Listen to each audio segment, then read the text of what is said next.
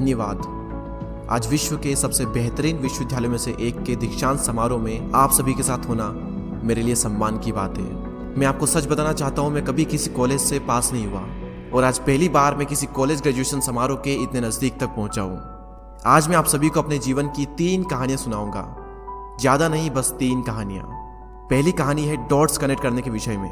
Read college में admission लेने के बाद मैंने 6 महीने के अंदर ही पढ़ाई छोड़ दी थी, लेकिन मैं उसके 18 महीने बाद तक वहाँ किसी तरह आता जाता रहता। तो सवाल यहाँ पर यह आता है कि फिर मैंने कॉलेज क्यों छोड़ा। इसकी शुरुआत मेरे जन्म से पहले की है। मुझे जन्म देने वाली माता एक यंग अविवाहित ग्रेजुएट स्टूडेंट थी और वो चाहती थी कि मुझे कोई गोद ले ले, लेकिन इसी के साथ वो ये भी चाहती थी कि जो भी मुझे गोद ले वो कॉलेज ग्रेजुएट ज़रूर रहे। और इस प्रकार पहले से ही सब कुछ सेट था। मैं एक वकील और उसकी पत्नी के द्वारा एडॉप्ट किए जाने वाला था, लेकिन जैसे ही मैं इस दुनिया में आया, लास्ट मिनट पर उन्होंने अचानक अपना मन बदल लिया और उन्होंने कहा कि उन्हें तो एक लड़की चाहिए थी। इसीलिए आधी रात को मेरे माता पिता को कॉल किया गया, जो कि वेटिंग लिस्ट में थे, और उन्हें कॉल करके बताया गया कि हमारे पास में एक बेबी बॉय है, क्या आप उसे गोद लेना चाहेंगे। और उन्होंने तुरंत हाँ कर दी। लेकिन बाद में मेरी जन्म देने वाली माता को पता चला कि जिन्होंने मुझे गोद लिया है वो कॉलेज ग्रेजुएट नहीं है और पिता तो हाई स्कूल पास भी नहीं है, और इसीलिए उन्होंने अंतिम एडॉप्शन पेपर पर साइन करने से मना कर दिया। लेकिन फिर कुछ ही महीने बाद मेरे होने वाले माता पिता ने मेरी माँ को वचन दिया कि हम इसे कॉलेज ज़रूर भेजेंगे, और इस वजह से उसकी माता मान गई और फिर मुझे अडॉप्ट कर लिया गया। और कुछ इस तरह मेरी ज़िंदगी की शुरुआत हुई। और 17 वर्ष के बाद में मैं कॉलेज गया, लेकिन गलती से मैंने स्टैनफोर्ड जैसा ही एक महंगा कॉलेज चुन लिया। मेरे वर्किंग माता पिता की सारी पूंजी पढ़ाई में खर्च होने लगी और 6 महीने बाद मुझे इस पढ़ाई का कोई भी महत्व नहीं दिखाई दे रहा था। मुझे कोई आइडिया नहीं था कि मैं अपनी ज़िंदगी में क्या करना चाहता हूँ। कोई आइडिया नहीं था कि किस तरीके से कॉलेज मेरी मदद करेगा अपनी ज़िंदगी में कुछ करने के लिए। और यहाँ पर मैं अपने माता पिता की जीवन भर की पूंजी पढ़ाई में खर्च करता जा रहा हूँ। और इसीलिए मैंने कॉलेज ड्रॉप आउट करने का डिसीजन लिया और यही सोचा कि जो होगा अच्छा होगा। उस समय मुझे ये चीज़ बहुत ही डरावनी लगी, लेकिन जब बीते समय को आज मैं देखता हूँ तो मुझे लगता है कि ये मेरी ज़िंदगी का सबसे बेस्ट डिसीजन था। वो कैसे, मैं आपको अभी बताता हूँ। जैसे ही मैंने कॉलेज ड्रॉप आउट किया था तो मैंने उन क्लासेस को करना छोड़ दिया था जिसमें मेरा इंटरेस्ट नहीं था, और मैं केवल उन्हीं क्लासेस को करता था जिसमें मेरा इंटरेस्ट था। और ये सब कुछ करना कोई इतना आसान भी नहीं था, क्योंकि मेरे पास रहने के लिए कोई कमरा नहीं था। इसलिए दोस्तों के कमरों में मैं ज़मीन पर सोता था। मैं कोक की बोतलों को लौटा कर मिलने वाले पैसों से खाना खाता था। मैं हर संडे 7 मील पैदल चलकर हरे कृष्णा मंदिर जाता था, जिससे कि हफ्ते में कम से कम एक बार मैं पेट भरकर खाना खा सकूं, और ये मुझे बहुत ही अच्छा लगता था। अब मैं आपको बताता हूँ कि क्यों कॉलेज ड्रॉप आउट करना मेरी ज़िंदगी का सबसे बेस्ट डिसीजन था। उस समय रीड कॉलेज देश की सबसे अच्छी जगह थी जहाँ कैलीग्राफी सिखाई जाती थी। पूरे कॉलेज परिसर में हर एक पोस्टर, हर एक लेवल पर बहुत ही खूबसूरती से हाथों से कैलीग्राफ किया जाता था। और क्योंकि मैं कॉलेज छोड़ चुका था, इसलिए मुझे सामान्य क्लासेस करने की कोई आवश्यकता नहीं थी। तो मैंने निर्णय लिया कि मैं कैलीग्राफी की क्लासेस करूंगा और इसे अच्छी तरीके से सीखूंगा।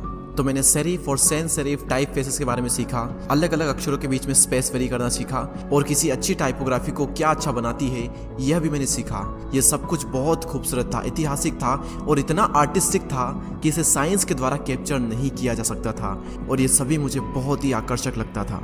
उस समय मेरा ऐसा कोई भी विचार नहीं था कि मैं इन चीज़ों का प्रयोग कभी अपने जीवन में करूंगा। लेकिन जब 10 साल बाद हम अपना पहला मैकिंटोश कंप्यूटर बना रहे थे, तब मैंने इसे मैक में डिज़ाइन कर दिया, और यह बहुत ही खूबसूरत टाइपोग्राफी वाला विश्व का पहला कंप्यूटर बन गया।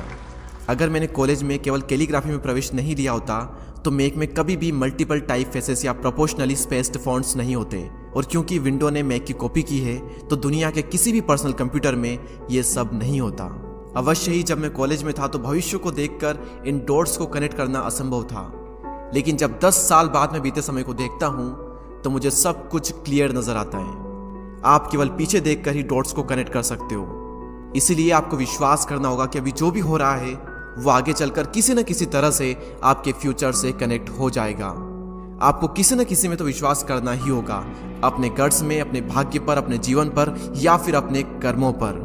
किसी न किसी चीज पर तो विश्वास करना ही होगा, क्योंकि इस बात में विश्वास रखना कि आगे चलकर डॉट्स कनेक्ट होंगे, ये आपको अपने दिल की आवाज़ सुनने की हिम्मत देगा।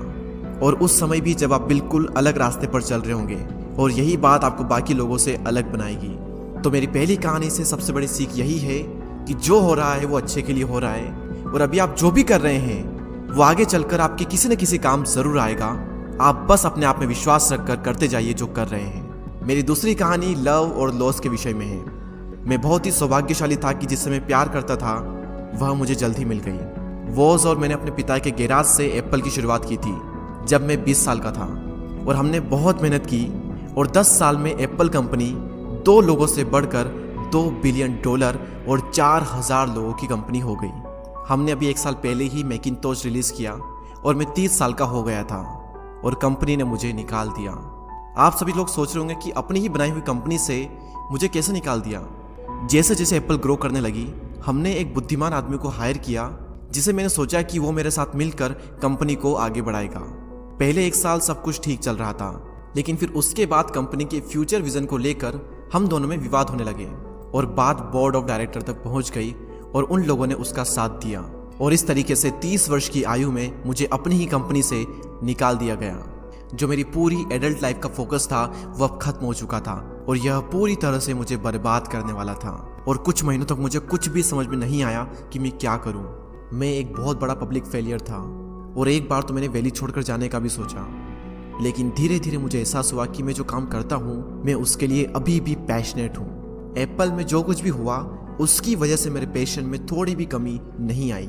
मुझे उन्होंने अस्वीकार कर दिया, लेकिन फिर भी मैं अपने काम से प्यार करता हूँ और इसीलिए मैंने एक बार फिर से शुरुआत करने की सोची। मैं उस वक्त ये नहीं देख पाया था, लेकिन अब मुझे लगता है कि एप्पल से निकाले जाने से अच्छा मेरे साथ कुछ और हो ही नहीं सकता था। सफल होने का बोझ अब बिगिनर होने के हल्केपन में बदल चुका था।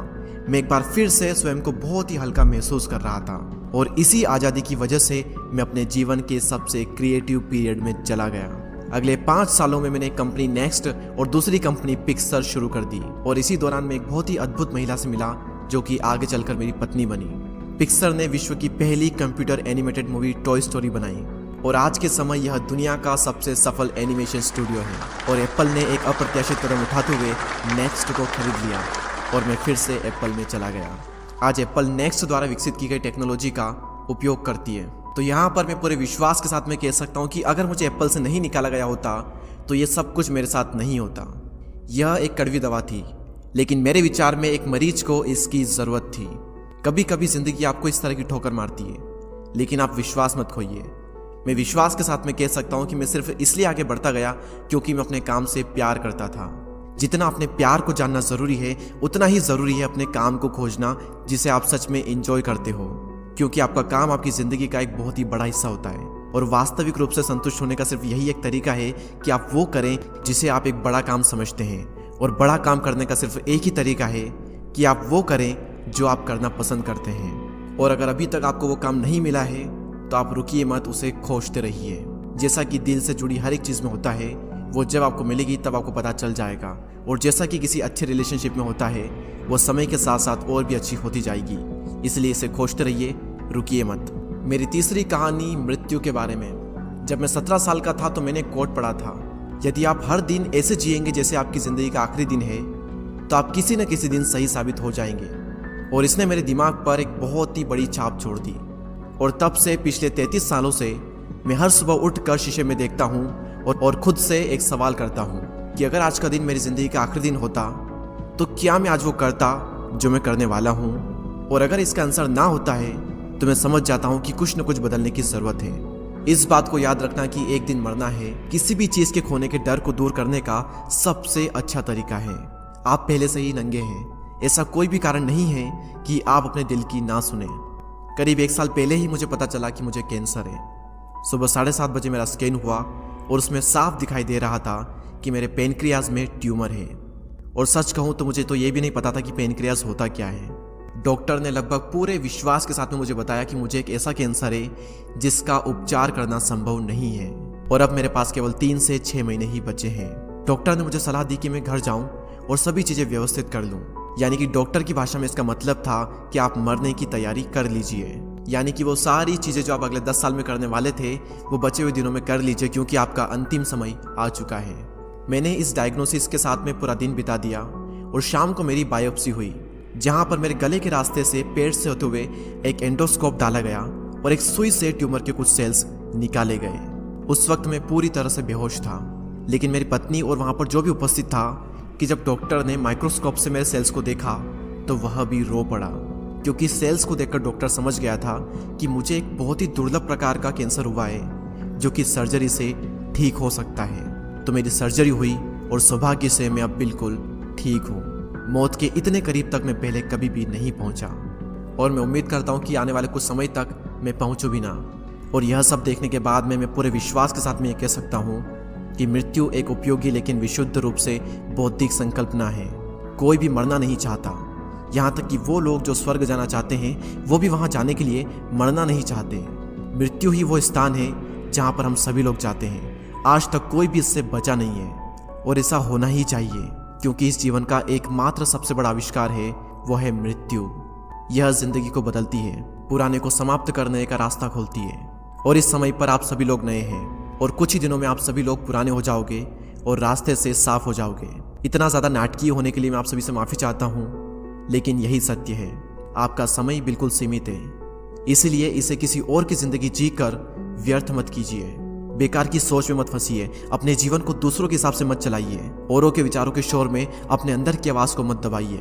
और सबसे महत्वपूर्ण यह है कि अपने दिल और सहज बुद्धि की बात सुनने का साहस रखें, क्योंकि वे पहले से ही जानते हैं कि तुम वास्तव में क्या बनना चाहते हो।